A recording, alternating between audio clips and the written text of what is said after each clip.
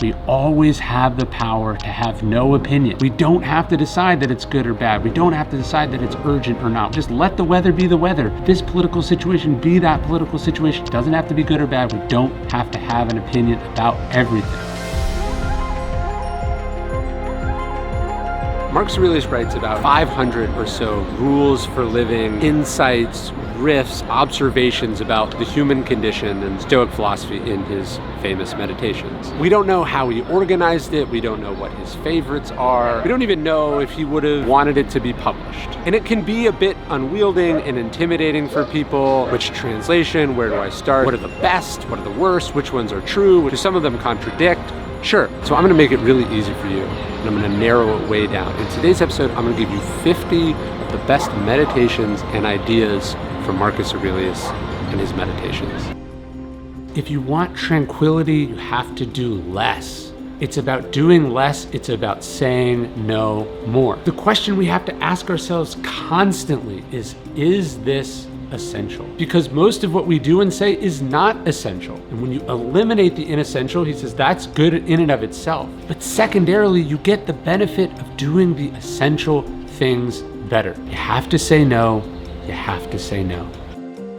In book 5, Marcus Aurelius talks about the proper role of philosophy in life. He says it's not as your instructor. He says it's as a kind of medicine, an ointment. He describes this sort of ancient remedy for this eye illness where they would crack an egg on you or something like that. I think his general point actually is taking from Epictetus, who said, you shouldn't leave my philosophy class feeling good. You should feel like you just came out of the hospital. He says, because you weren't well when you enter. The point of philosophy is to challenge you. It's to make you uncomfortable. It's to fix the illnesses of the soul, of the mind. Even though there are passages of meditations that are soothing and reassuring, a lot of them are jarring. A lot of them make you uncomfortable. A lot of them really make you think, or a lot of them maybe you instinctively disagree with. That's the point. Philosophy is not supposed to be your instructor.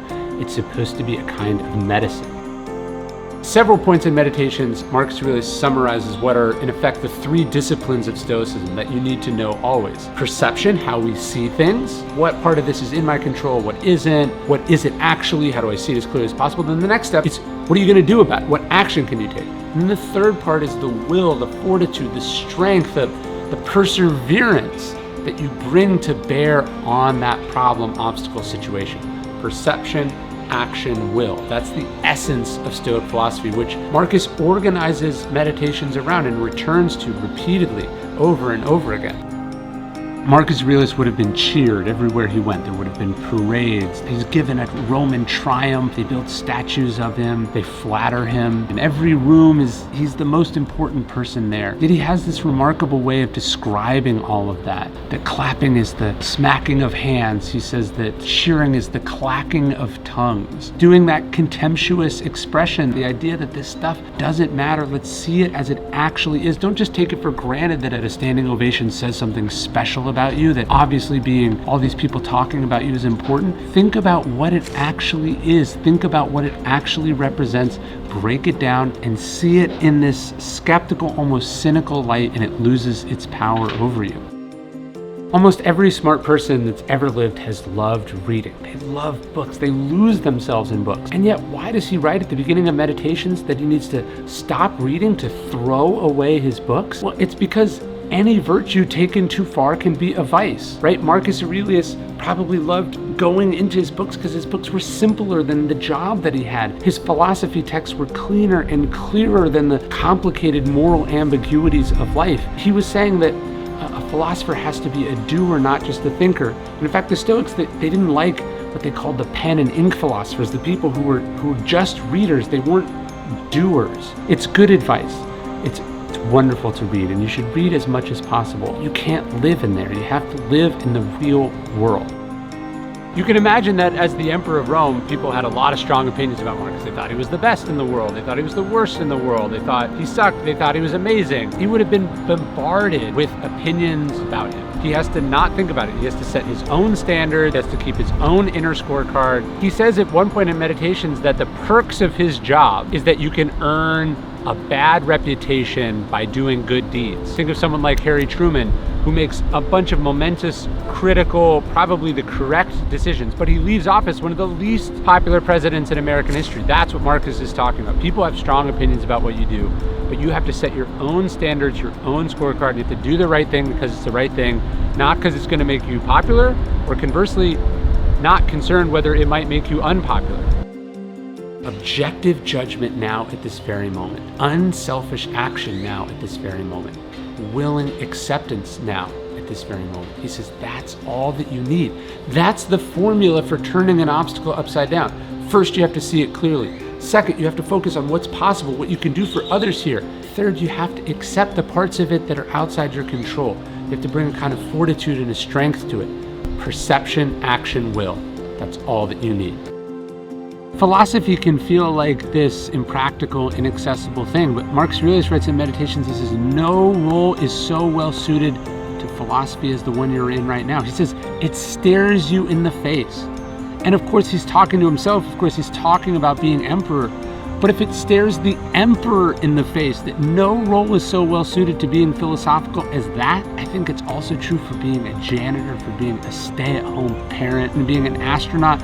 Whatever it is that you do, it stares you in the face. Nothing is so well suited to what you're doing as this philosophy. It would have been my third or fourth reading of Marcus Aurelius that I caught this line. He says, you could leave life right now. Let that determine what you do and say and think. This is the Stoic idea of memento mori. It's not that you will die tomorrow and you should try heroin or go to an orgy. It's that you never know when life is going to end. And so you can't take it for granted.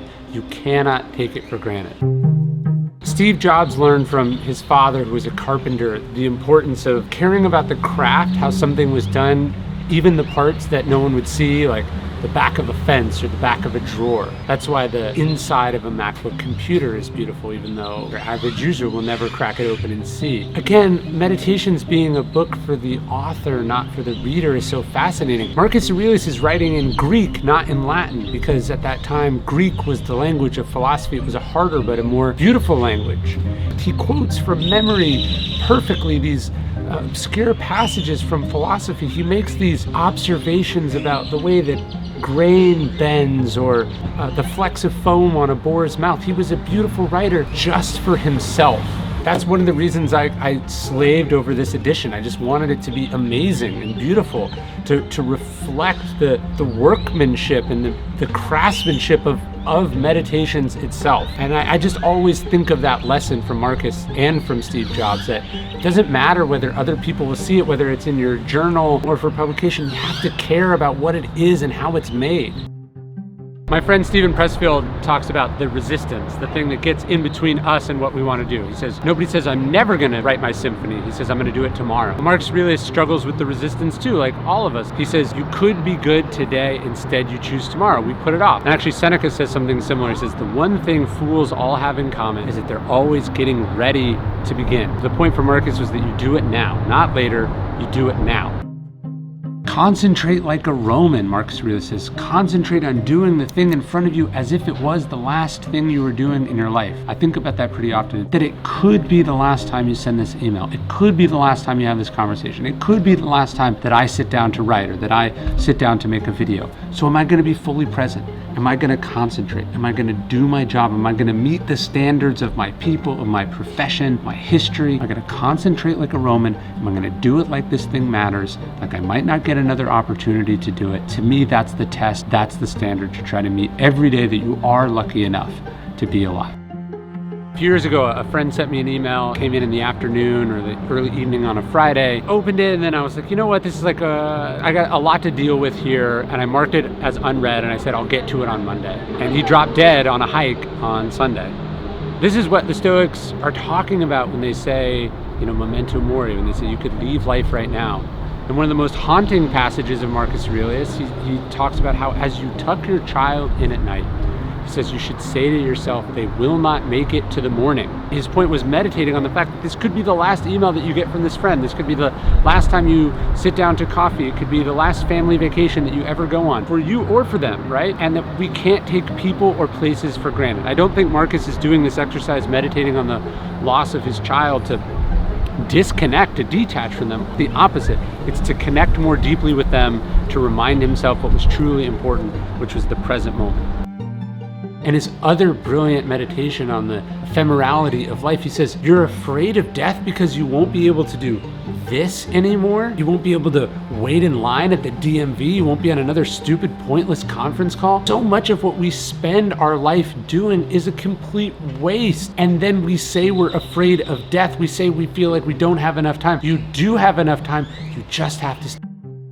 There's a pretty amazing story about Marcus Aurelius. Pretty late in life, he's seen leaving his palace in Rome, and he's carrying these tablets. And a friend says, where are you going? He says, I'm off to see Sextus the philosopher to learn that which I do not yet know. The friend marvels. He says, here's the most powerful man in the world, even as an old age, picking up his books and going to school.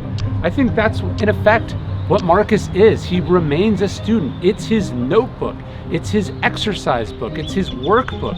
He's doing work on himself even as an old man. And the fruits of that come down to us. It's just so wonderful to think of Marcus even as an old man. Maybe some of the lines in here he learned from Sextus the philosopher. He thanks Sextus the philosopher in book 1, the Debts and Lessons chapter. So the idea for Marcus was that you always stay a student. In Gregory Hayes's introduction of Meditations, he says there's an American president who rereads Marcus Aurelius every single year. Some research turned up he was talking then about President Bill Clinton. Now, obviously, Bill Clinton did not get truly the message of Meditations, but I think the point is, how much better off would we be if every leader, every person in a position of power was familiar with Marcus Aurelius? Because he was there, he had that job times 1,000. And he knew what you had to strive to do, he knew what you had to try your hardest not to do, he knew what you had to be great. And I think it's important that it's not just reading it once. Again, it's the idea of rereading it every year. So not just, hey, wouldn't it be nice if every president, if every world leader read and reread Meditations every year? We don't control that.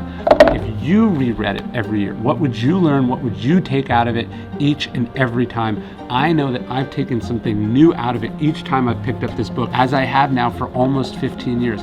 Every time you dip into Marcus, you take something new out of it. And that's why Bill Clinton was rereading it every year. And that's why every leader, every parent, every person should do the same. I have some really old copies of Meditations too that people have given me. Some of the so old the covers are falling off. I'm even scared to pull the pages apart. They're hundreds of years old. And I think one Stoic exercise, you can almost imagine Marcus doing it, and I think about it now even when I hold my newish copies versus my oldish copies, is think about who the person was that held this book 100 years ago, 200 years ago. Think about the translation that this translation is a translation of, is a translation of, is a translation of. And you start to get far back pretty fast and you wonder where those people are. They're gone forever, just as someday we'll be gone forever. And maybe someone will get your used copy at a library sale or a garage sale, or it'll be passed down, your kids, their kids, their kids. None of us are here forever. And in a lot of different places in Meditations, Marcus meditates on how these old familiar names are no longer so familiar. And these people who were once powerful and super well known, nobody knows who they are. They're nowhere, as you and I will someday be. The one prophecy that never fails, as they say. And Marcus knows that for all his power, for all his fame, for all his brilliance, he's not an exception to that rule. His memory might live on forever, but he knows posthumous fame isn't really worth anything. Focus on what you can now. Be present. You're not exempt from anything. You're a regular person. Eventually you'll find yourself on your deathbed, and it may well be sooner than you would like it to be, but such is life. One of Marcus Aurelius' most brilliant rhetorical questions is this. He says, is a world without shameless people possible? The answer is, of course, no.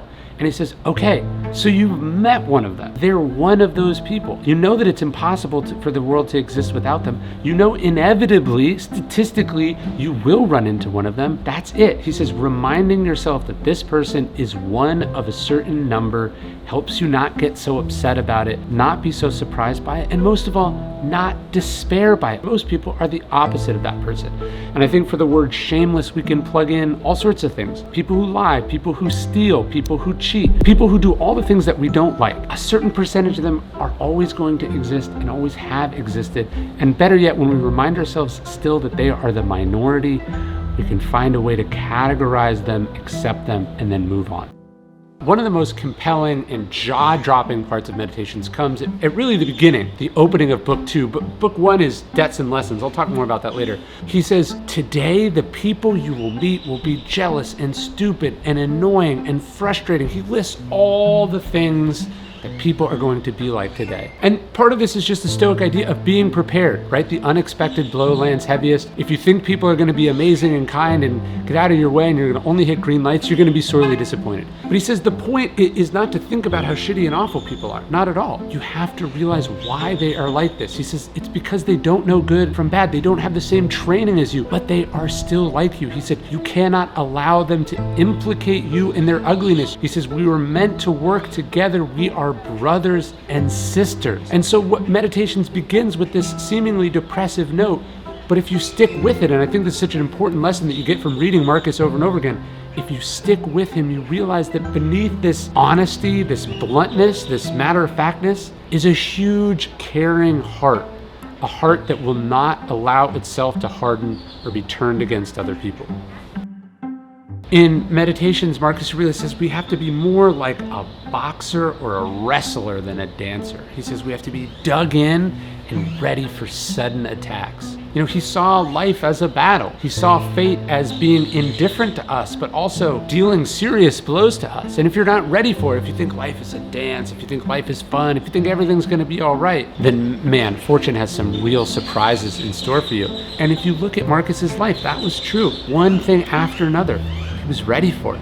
He was dug in. He was ready for those sudden attacks. And you and I have to be also.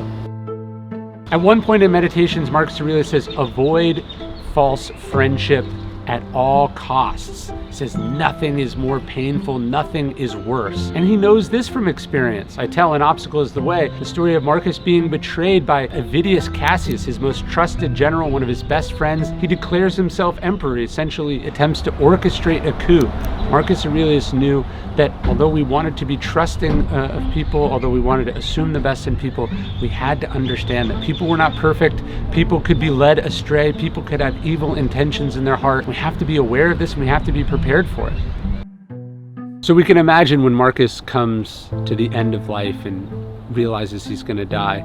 I wonder if he thought about the passage that he wrote in book 1036. He says, it doesn't matter how good a life you've led, there will still be people standing around the bed who will welcome the sad event. His point was, if you're doing this for validation, if you're doing this to be loved, if you're doing this to be remembered, the rewards for doing the right thing have to be the right thing. You can't be doing it to be liked. You can't care about what other people think. You can't try to please everyone all the time and be everyone's favorite, especially as a leader, So Marcus had to constantly be aware of this. And I wondered if when he actually came to the end of his life, if he thought about the fact that maybe secretly some of these people were glad he would be gone soon, and if he had to come to terms with those words that he'd written so long ago. The Stoics believed in this idea of sympatheia, that there was this whole, this collective we're in. Marcus Aurelius talks about the common good dozens and dozens of times in meditation. He believed that, yeah, he was a Roman, and yes, he was the head of the Roman Empire, but all human beings were connected, that all human beings shared an affinity and a relationship and an obligation to each other. In book 654, he says, what injures the hive injures the bee.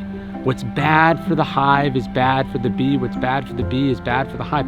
And this was a time of such immense cruelty and selfishness and indifference to what was happening elsewhere. And Marcus Aurelius is saying, no, your job as a human being is to care about other human beings, not just the ones immediately nearest to you or related to you, but ones you'll never know, ones you'll never meet, ones who have never even been born. Stoicism does not make you a sociopath. If anything, it makes you care more about more people.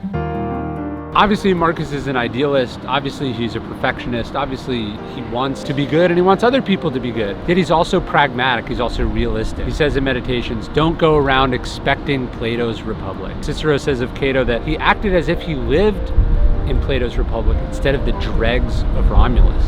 Obviously, you want to be good despite what's happening in the outside world, but you can't also expect perfection or a utopia because we don't live there. You have to be pragmatic and realistic and practical, or you're just setting yourself up to be disappointed or setting yourself up to have your heart broken, which is what Marcus is preparing against at the beginning of Meditations, like we talked about. He says the people you are going to meet are annoying, jealous, frustrating, mean, all of that, right? Not the things in Plato's Republic. You gotta be ready, you gotta expect those things. Not only can you not expect Plato's Republic, you have to deal with the place that you're in. You gotta make practical decisions based on what you're in. He says if the cucumber is bitter, throw it out. He says if there's brambles in the path, go around. Don't despair, don't be mad, don't wish it was otherwise.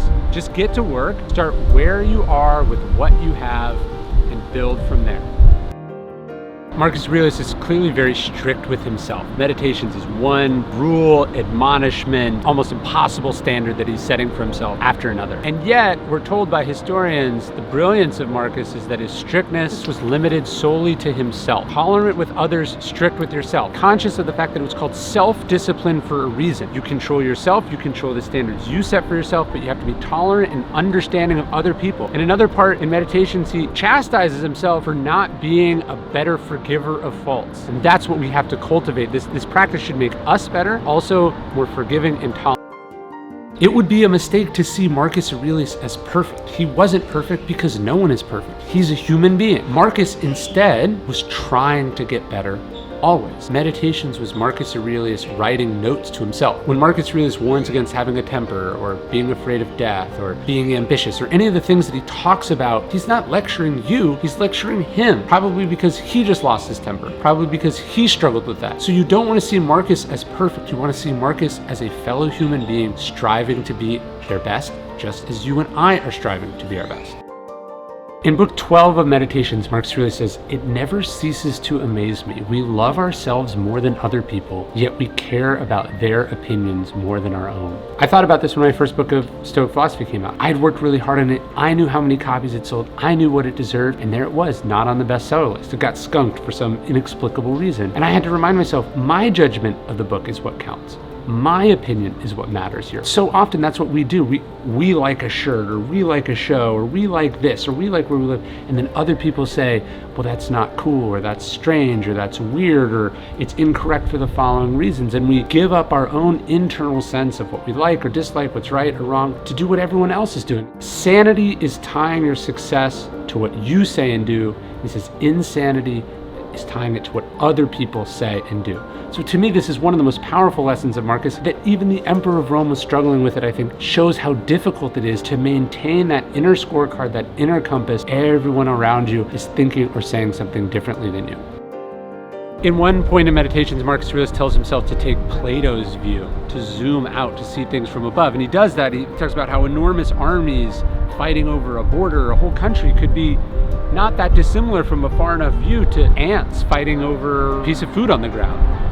It's beautiful and quite impressive that he could come to this point of view, because in Marcus's time, the highest he could have gotten off the ground was like a couple-story building, or maybe the top of a mountain. He didn't have the access to an airplane like all of us do. He would have never seen the blue marble photo, which showed Earth from space. But when you get to Plato's view, you're just reminded how inconsequential most of the things we get upset about are. And then you are also reminded of how interconnected and interdependent and together we all are. Marcus says this too, that the borders don't matter, that vast oceans don't matter. We're all in this same thing together, that we are tied together more than we'd like to think that we are. It's clear that one of Marcus Aurelius' passions is the theater. He loves the theater. And we know this because he quotes so widely from plays. Some of those plays didn't even survive. The only surviving remnants of them are his quotes and meditations. But he would talk about going to the theater, watching a tragedy, and what this can teach us about life. He even talks about looking at your own life as a kind of play. He says if watching something in the theater would make you interested or make you laugh, make you think, it can't make you angry in life when it happens to you. You have to cultivate this same kind of philosophical approach. Today, people might think, oh, philosophy is this intellectual pursuit. It can't possibly jive with theater or watching television or following sports. Of course it can. Marcus Aurelius was drawing from the popular art forms of his time and drawing philosophical lessons from them that he used to be better at his life, which is the purpose of all art. Everything lasts for a day. the knower and the known. This is a pretty interesting observation from a man who was the most famous man in the world in that time. A man who's still so famous, you can buy coins with his face on them on Etsy. They survive as historical documents worth hundreds, if not thousands of dollars. This is a guy whose book still pops on and off the bestseller list, whose search engines show have an all-time spike in popularity. But Marcus Aurelius would also remind himself that posthumous fame isn't really worth anything. He's not around to enjoy it. What matters is, was he deserving of that in his own time? Was he good then? Is he famous for the right reasons, for doing good stuff, for being a good person? I was talking to someone recently who had this high-flying business. It was super successful out of nowhere, made all sorts of money, got all sorts of wonderful public attention, and then it turned. The business failed, and suddenly they weren't held up as this business success, but as an example of a business failure. And I told them one of my favorite passages from Marcus Aurelius. Marcus Aurelius says, "We're like a rock tossed in the air. We gain nothing by going up and lose nothing by coming down." None of this says anything about us as people. He didn't gain anything by being made emperor. He wouldn't have lost by losing it. None of it, Marcus Aurelius says, means anything about us as people. Sometimes when I sign copies of the Daily Stoic, or when people want me to sign their copies of Marcus Aurelius, which is a weird thing I could have never imagined 15 years ago, I write one of my favorite quotes from Marcus Aurelius. He says, "Fight to be the person philosophy tried to make you." Or I shorten that, I do my version of it, I say, "Fight to be the person philosophy wants you to be." That to me is the struggle of Marcus Aurelius. He wants to be what Antoninus knows he could be, what Rome needs him to be, what philosophy, what Stoicism thought he could be. And that was the ideal, the standard that he aspired to be like always. Meditations is filled with self-criticism, with pushing himself to be better, calling himself into account. Again, Marcus Aurelius is incredibly powerful. People told him how amazing he was. They worshipped him as a god. And the more successful, the more important, the more beloved you are, the more important it is to have this practice. No one could tell Marcus what he was doing wrong, what he needed to do better. He had to do that. And look, the same is true in this world that we live in, where we have wonderful freedom, where we don't live under a tyrant, where there is no authority monitoring everything we do and say and think. But that doesn't mean we should do whatever we want to say and think or do. We have to hold ourselves accountable. We have to follow that process ourselves. I was lucky enough actually to interview Gregory Hayes, the translator of these two books, way back in 2007. And I asked him what his favorite passage in Meditations was. And he said this, I'll read it to you. He said, "Keep in mind how fast things pass by and are gone, those that are now and those to come. Existence flows past us like a river. The what is in constant flux. The why has 1,000 variations. Nothing is stable, not even what's right here. The infinity of the past and future gapes before us, a chasm whose depths we cannot see." I probably missed the brilliance of that until I saw him read it, but it stuck with me ever since. And actually, when we illustrated this edition of Meditations, I tried to capture that time flows like a river, and you just think of it rushing past. You think of Marcus Aurelius writing it near the Danube. Water is clearly this repeated metaphor and analogy in the Stoics, and it can teach us so much. And most of all, I think it can both humble and inspire us. Like a lot of people, I have a tendency to overwork, to overdo, to overcommit, to take things too intensely. Marcus Aurelius warns himself against this in Meditations, and it's stuck with me always. He says, "In your actions, don't procrastinate. In your conversations, don't confuse. In your thoughts, don't wander. In your soul, don't be passive or aggressive. In your life, don't be all about business." Right? Don't be all about business. I was once having a conversation with the great Robert Greene about the Stoics, and he showed me his copy of Marcus Aurelius's Meditations, and he would write in the margins, little AF. AF stood for amor fati. Amor fati actually comes to us from Nietzsche, who was not a particularly big fan of the Stoics, but expressed something, I think, at the core of Stoicism. He said, not just to bear what is necessary or accept it, he says you must love it. Amor fati, a love of one's fate. And it was Robert who made this explicit connection between Stoicism and amor fati, which I've popularized in Daily Stoic and our videos, my book. Robert and I even made this coin, which I carry with me everywhere. It has that picture of a fire. Marcus Aurelius, again, remember saying that what you throw on top of a fire becomes fuel for the fire. The fire loves what you're throwing in there. So I just love that idea, and I'm so indebted to Robert to helping me see this connection between two wildly different philosophical schools of thought, but finding this one area where they converge. It's actually in book 6 that I found the meditation that I would build my own first book of Stoic philosophy around. The impediment to action advances action.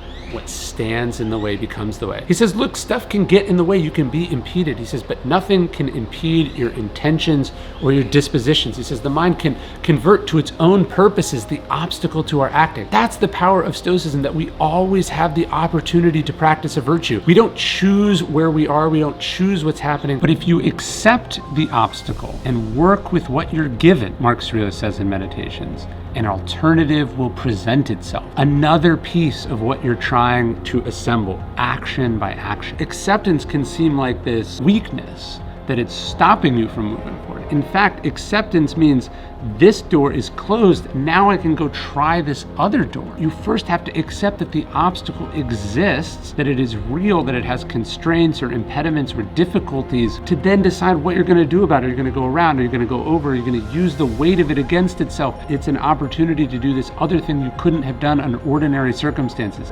Acceptance is not passive resignation. It's the first step in taking an active approach. And Marcus returns to this theme over and over and over again in Meditations. In one passage, he says, a strong stomach digests what it eats. A fire turns what you throw on top of it into flame and brightness and heat. His point is we can use our obstacles as fuel. The things that happen to us in life are opportunities. This is the essence of Stoicism. This is our chance, whatever it is. It might not be the virtue we wanted to practice, might not be the virtue we're most comfortable practicing, but it's nevertheless an opportunity to be great. In one passage, he goes, it's unfortunate that this happened. Then he catches himself, he goes, no, it's fortunate that it happened to you. And we think about all the things that happened to Marcus Aurelius in his life. Plagues, war, flooding, he loses children, he has a troublesome son, people think his wife is cheating on him. It's one thing after another. But he doesn't run from any of this. He doesn't hide from it. He doesn't throw himself a pity party. Even though he felt sorry for himself in that minute, he always saw it as an opportunity. He rose to the occasion. One ancient historian would say that Marcus doesn't meet with the good fortune that he deserved. But then he says, but I admired him all the more for that, because he preserved himself and the empire despite these extraordinary circumstances. That's what greatness is. That's what the obstacle is the way is really about. Marcus Aurelius talks about being jarred by circumstances, messing up, failing. He talks about the idea of a rhythm, coming back to the rhythm. And I like this idea. I think Stoics talk about the logos or the way. You think of the logos, the kind of rhythm of the universe being the way. It's something you come back to. So even if you screw up, it's always there. The metronome is always there. The rhythm of the music is always there. You want to come back to it.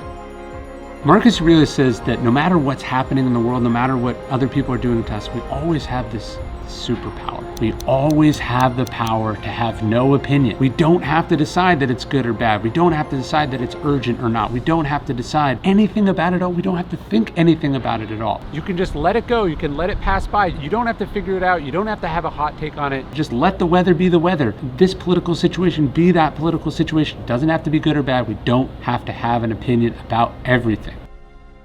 Gregory Hayes, in his translation of Meditations, he makes a great point, and I missed it the first couple times. He says that nowhere does Marcus identify as a Stoic. And he says, actually, if you asked Marcus, he probably wouldn't have identified with any school at all, even though Meditations is, of course, filled with all sorts of Stoic observations and principles. He says that Marcus would have identified as a philosopher. Paul Graham, in one of his famous essays, says, keep your identity small. Don't identify as a singular thing or with a singular ideology.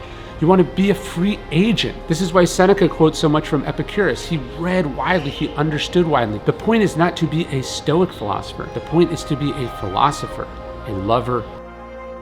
In book 6:13, Marcus says, pride is the master of deception. When you think you're occupied in the weightiest business, that's when he has you in his spell. There's a quote from the philosopher Bertrand Russell, who was not a fan of the Stoics, but he said, the first sign of an impending nervous collapse is the belief that your work is terribly, terribly important. It's, again, a very humbling idea. Yes, Marcus Aurelius' work was important. Yes, he wanted to do a good job at whatever he was doing. But it was just a reminder of how insidious ego is, how self-important we often feel, and how easily we get distracted again with the inessential things, the things that validate us, that make us feel special, but in the end don't matter at all.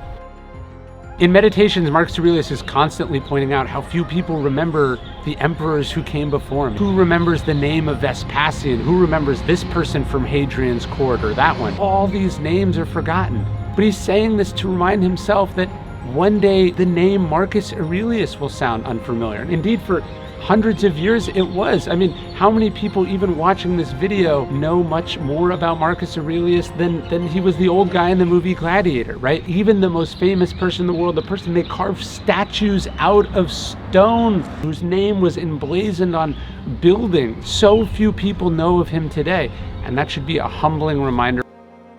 The short lines in Meditations are the best. Discard your misperceptions. Stop being jerked around like a puppet. Limit yourself to the present. They're just a couple of words. They say so much, and they cut through so much space and time. He never uses two words or one will do. He doesn't beat around the bush. He just comes out and says it.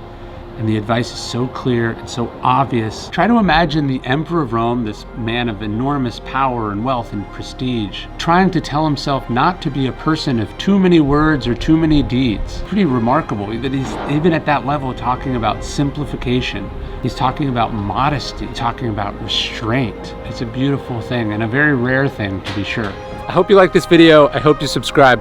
But what I really want you to subscribe to is our daily Stoic email. One bit of Stoic wisdom, totally for free, to the largest community of Stoics ever in existence. You can sign up at dailystoic.com/email. There's no spam. You can unsubscribe at any time. I love sending it. I've sent it every day for the last 6 years, and I hope to see you there at dailystoic.com/email.